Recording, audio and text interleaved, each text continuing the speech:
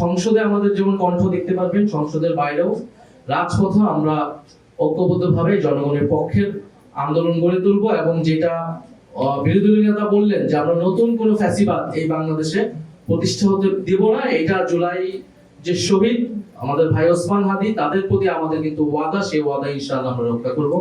আপনাদের সবাইকে ধন্যবাদ এবং বিরোধী দলীয় নেতাকে আমি আবারও ধন্যবাদ জানাচ্ছি। বিজ্ঞতা এবং দক্ষতা এবং সংগ্রামের মাধ্যমে যিনি নেতৃত্ব দিচ্ছেন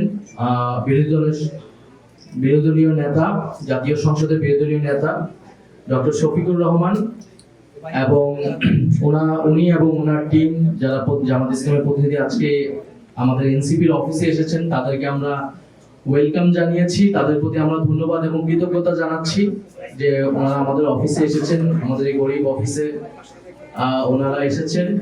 আমরা 11 দল ঐক্যবদ্ধভাবে এই জাতীয় নির্বাচনে অংশগ্রহণ করেছি এবং অনেকেই জোটের কথা বলেছেন। আমরা কিন্তু দুইটি নির্বাচনে অংশগ্রহণ করেছিলাম। আমরা যেটা বলি যে একটা জাতীয় নির্বাচন আর একটা গণভোট। আমরা একত্রে সবাইকে বলেছিলাম যে আপনারা যার যার মার্কায় 11 দলের মার্কায় ভোট দিন এবং হা ভোটে ভোট দিন।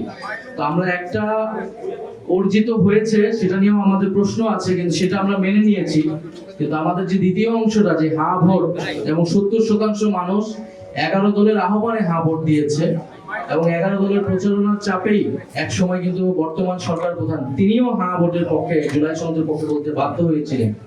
ফলে সেটা আমাদের অর্জিত হয়নি এবং আমরা এনসিপি যেটা বলি আমাদের যে এক দফার ঘোষণা ফ্যাসিবাদী ব্যবস্থার বিলোপ, সেটিও যেহেতু এবং নতুন বন্দোবস্ত অর্জিত হয়নি। ফলে আমরা ঐক্যবদ্ধভাবে আছি সংসদে এবং সংসদের বাইরে।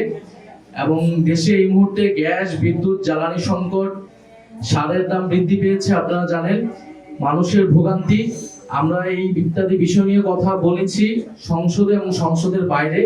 আমরা জনগণের অধিকারের পক্ষে আমরা কথা বলে যাব। 11 দল না, আমরা আমাদের এই আন্দোলন এটা জনগণের পক্ষের আন্দোলন, এটা নতুন বাংলাদেশ গড়ার আন্দোলন। আরো যারা শক্তি, যারা নির্বাচনে হয়তো আমাদের সাথে আসতে পারেনি নানা কারণে, সেই সকল রাজনৈতিক সামাজিক শক্তিকে আমরা আহ্বান জানাচ্ছি যে একত্রে জোটগতভাবে হোক, যুগপৎভাবে হোক, এই সরকারকে অবশ্যই আমাদেরকে জনগণের পক্ষে, তারা যে গণবিরোধী নীতিগুলো নিচ্ছে, আপনারা জানেন যে গোমের আইন তারা করছে, মানবাধিকার কমিশনের আইন, তারা আগের আইনের থেকেও